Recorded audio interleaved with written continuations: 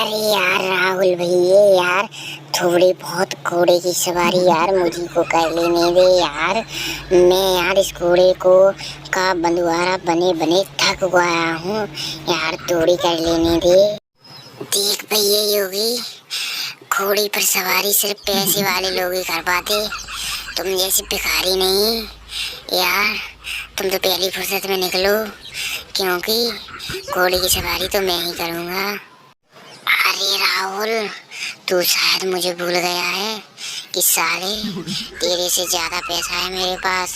तू तो बोल, तुझे कितने रुपए चाहिए? तू तो बस एक बार मुझे घोड़े की सवारी कर लेने दे, बस एक बार।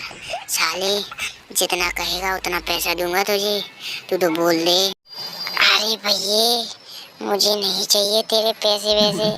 देख भैया, मैं तो अकेला घोड़े की सवारी करूँगा, मैं नहीं करा सकता किसी और को घोड़े की सवारी में, क्योंकि लाइन लगी है पीछे।